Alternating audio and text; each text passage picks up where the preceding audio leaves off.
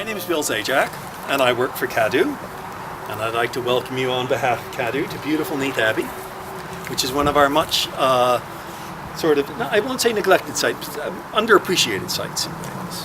And what I want to do today is persuade you that in fact this is one of the most interesting sites in this part of the world, and that there's a great deal to be said for Neath to see here. Now, I will warn you straight away, two important things. One is that once I get started, I just sort of carry on.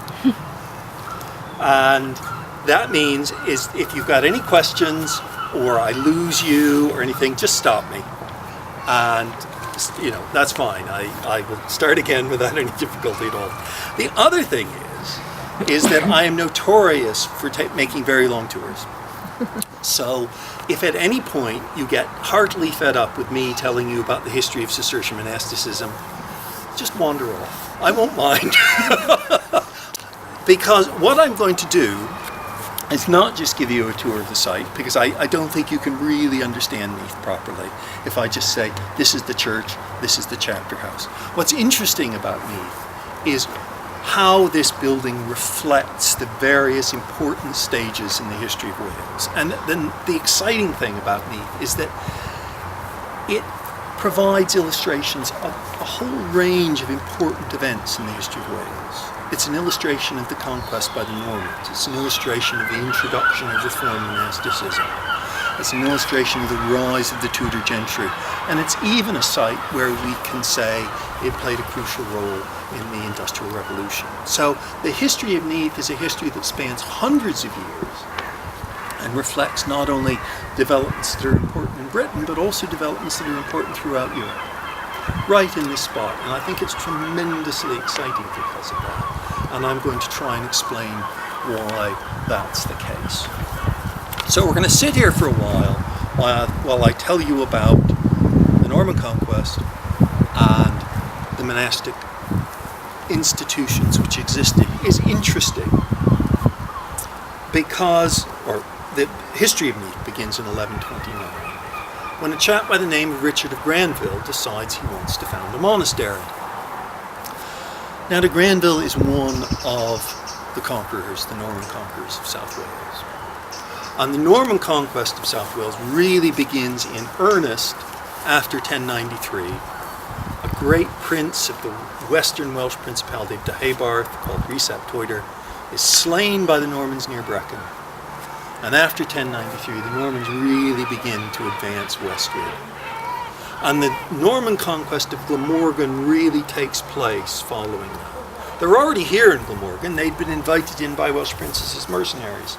But they begin to seize lands for themselves. And it's undertaken by two famous characters, a Norman adventurer named Robert Fitzhamon, and then his successor, Robert of Gloucester, who's the natural son of Henry I, Earl of Gloucester, and he becomes Lord of Glamorgan. And by the 1120s, the Normans had pushed up to the eastern bank of the River Neath. So you have to imagine that lowland Glamorgan, the fertile area of lowland Glamorgan, was more or less Norman by the 1120s. And then beyond the Neath, it was bandit country in their eyes. It was still under Welsh control. So what happens is Robert of Gloucester's constable, one of his principal military officers, a chap named Richard of Granville, jumps the Neath. He, more or less independently, though still owing allegiance to his lord, creates a foothold on this bank and does what all Norman conquerors do, builds a castle. Castle is a center for defense, but it's also an instrument of conquest. It's also an instrument of offensive operations and a center for exploitation. So this is standard Norman strategy, and it's probably, though we don't know for sure, on the site of the Roman fortress of Nidham, which is not far, as you know. So Granville establishes himself here and begins to expand into the Welsh-held territory. Creates an enclave of Norman influence. Fine. 1129. Richard of Granville, for whatever reason, begins to give consideration to, well, we presume he does, to the salvation of his soul. Now, knights in the Middle Ages, they were certainly one of the most important groups of the high-status individuals in the Middle Ages, but the church taught that their vocation was a particularly perilous one in spiritual terms, that they engaged in all sorts of sins: murder, theft, pride, avarice, you name it, knights did it. And therefore, they had a particularly challenging task to gain salvation. Now, in the late 12th century, late 11th century, and early 12th century, one of the ways they could do so was by going off on crusade, but that didn't appeal to many. But another excellent way of trying to ensure that God looked with some indulgence upon their sins was by finding a monastery. Because in the eyes of medieval people, monks prayed for their patrons. They interceded with God for their patrons. In other words, they asked God to be merciful. And that eventually those prayers, those intercessions would reduce the amount of time that somebody had to spend in purgatory, which already by the early 12th century was mounting up into thousands of years. So this is a good deal for a patron. Found a monastery, have monks praying in perpetuity, because they imagined that monasteries would last forever. They didn't count on Henry VIII, of course. Praying in perpetuity for their souls. They also provided prestige. They may provide outlets for members of the family, and a whole range of other useful benefits. So Granville, for whatever principal reason, in 1129 decides he's going to found a monastery. And he's going to found a monastery here on the west side of the Neath, with hostile Welsh still surrounding. Seems a strange offer in some ways, and we know well into the 13th century that Welsh princes who are in upland Glamorgan are raiding Neath properties. So it's not necessarily a straightforward proposition. So Granville says, right, I'm going to found a monastery. And he has several options open to him. He could have turned to one of the established Benedictine houses, the Black Monks. These are monks who've been around for centuries. Most of the monasteries of Europe are simple Benedictine monasteries. But to the people of the late 11th and early 12th century, the Benedictines seem to have lost their way a bit here at Neath. All of the claustral buildings, the buildings in the cloisters we're going to be looking at later, had been completed by about 1250.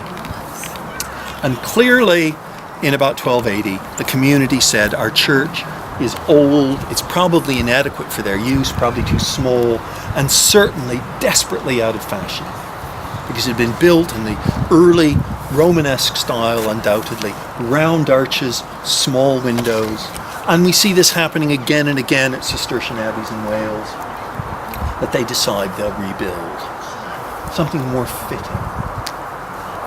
And about 1280, Adam of Carmarthen, the ruling abbot, whose effigy is in the undercroft, and I can't show it to you because we can't get in, drives me spare, decides, right, we'll start rebuilding. And what he chooses to do is build a church in what is the new, most up-to-date Gothic style, and that's called the decorated style. And it is a style that one architectural historian has called illuminated architecture, which I just love as an idea. In other words, it's incredibly elaborate, it's incredibly decorated. And what sets it apart is the technical sophistication of the structures, particularly the windows, because what they do, they've figured out in decorated architecture, is how to build windows with tracery. And that is these stone frameworks which fill windows, which enable you to open them up, make them big, and fill them with stained glass. And so Neath would have been a brilliant example of this decorated architecture. Hardly the austere, simple building that we'd known in earlier years, but that reflects the gradual dilution of the Cistercian ideal. Now, standing here, it's really difficult to imagine this striking structure. Its shattered remains are very difficult to piece together. But we're incredibly fortunate here in South Wales in that we've got a model very similar to it. And that is Tintern. Now, Morgannwg enjoys the hospitality of one of the late abbots of Neath by the name of Leishan Thomas. So, in the best tradition of Welsh praise poetry, he's laying it on heavy. But, nevertheless, we have every reason to believe that these are not too exaggerated. So he describes the buildings, and these are just extracts, but they give you a sense. The lead that roofs this abode, the dark blue canopy of the dwellings of the godly. Every colour is seen in the crystal windows. Here is the gold-adorned choir, the nave, the gilded tabernacle work, the pinnacles, a ceiling resplendent with kingly bearings. There is the white freestone, and the church walls of grey marble. The vast and lofty roof is like the sparkling heavens high. Never was there a fabric of mortal erection, nor roofed wall, nor vast habitation. Never was there such a foundation or splendid plan.